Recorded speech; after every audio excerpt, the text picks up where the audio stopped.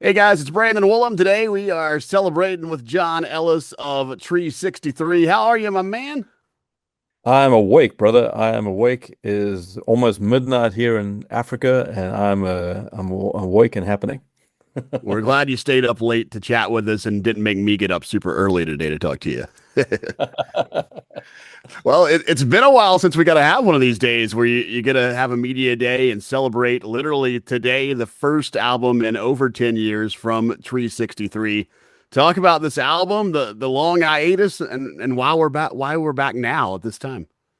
You're right, man. It's been 10 years since I did this. Hey, I'm John from Tree 63, but I've kept in practice. I've been practicing for 10 years, so I'm good. But I guess these things take some time, right? And like somebody said today, it wasn't so much just taking or stopping, it was just waiting for the right moment for these new songs and this new record.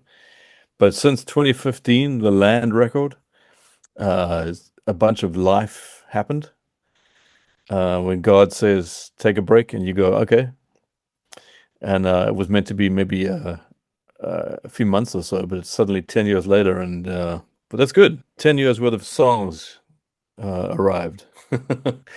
And I didn't think I expected to be doing a Tree 63 record again or talking to anybody in America about Tree 63, but here we are with a brand new record. So God has plans.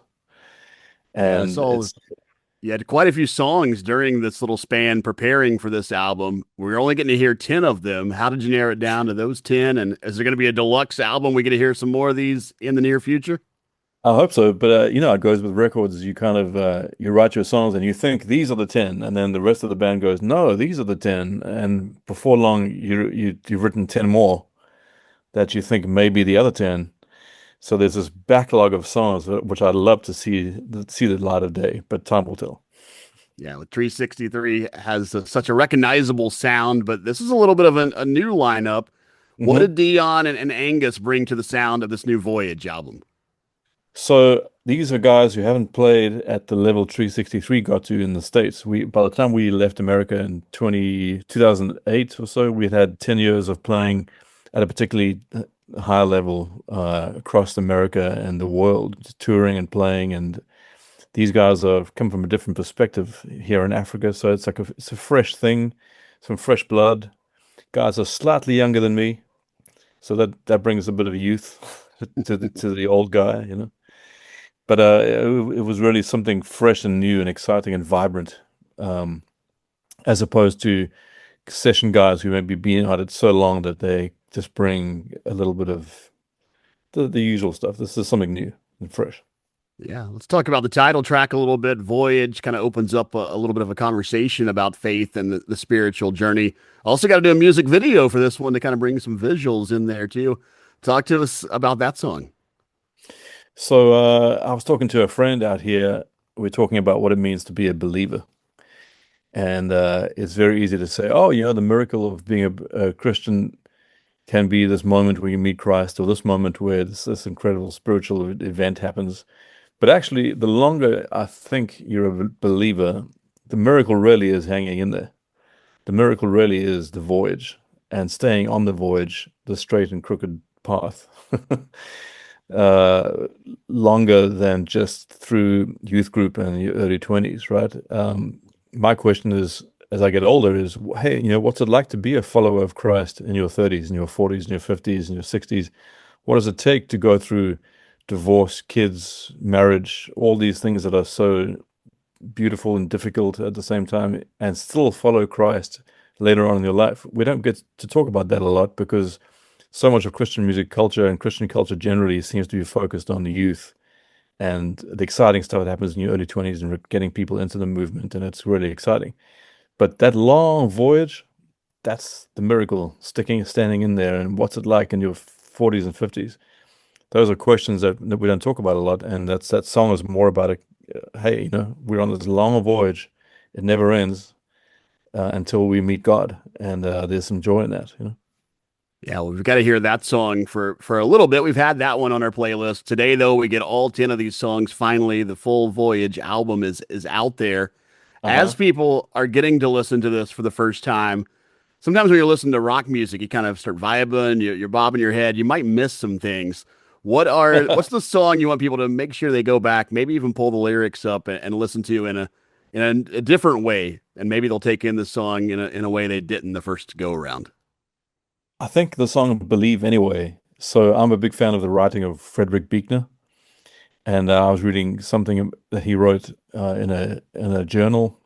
Came across it about a year ago when I was looking for lyrics for this particular tune I had, and he's going, "Man, this walk of Christianity, of being a Christian, of being a believer, there's some times where we go, man, I don't see a lot of evidence of God.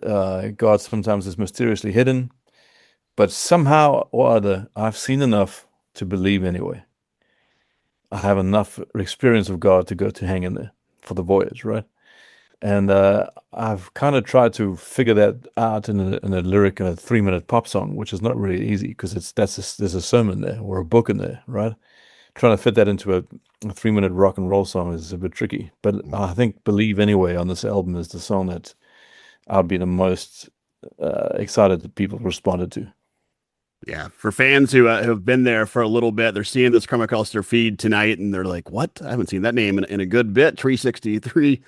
They were there for all the hits back then. What do you want from them to take away when they listen to this new album today and this weekend? Well, again, that same sense of here's a guy who's been singing about Jesus since 1997. 2004, Americans heard "Blessed Be Your Name," and that was the first big hit Tree63 had across the US. It's now 2026, all these decades later, and this guy is still singing about Jesus, man. What's going on here? Is there something beyond just singing in churches? Also, the thing is, like you said, this is rock and roll. This is kind of what CCM used to feel like back in the 90s. A style of Christian music that seems to be kind of gone underground now as we focus more and more on what I was told was called modern worship back in 2001 or two.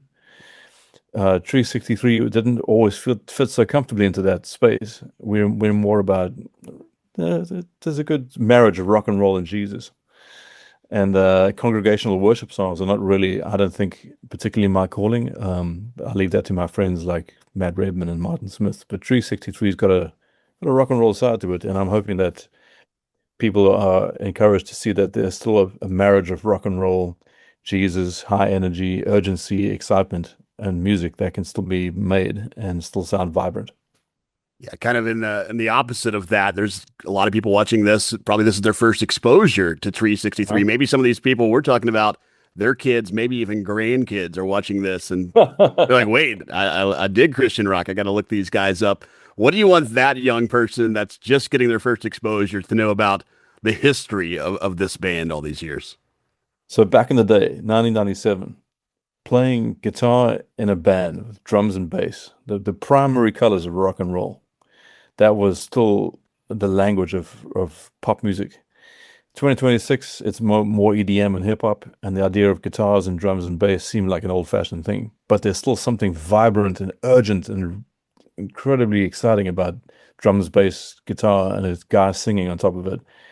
I don't think that style of music will ever really go away. And here's another band doing it and doing it with the most pure form of rock and roll possible in terms of the instrumentation. There's no programming, there's no AI, there's no trickery. All these lyrics written by a human being. All these guitars and all the backing vocals, all done by humans. It's wood and strings and blood, sweat, and tears in this thing, and it's as real as human beings can get in a room making music together. And I hope it sounds like that. Yeah, I love it. As we've had this conversation, if somebody has made it down this far, they've listened to us sitting here talking about God, and maybe they're in a spot where their faith journey is a little messy or unresolved right now. What encouragement would you give to that person?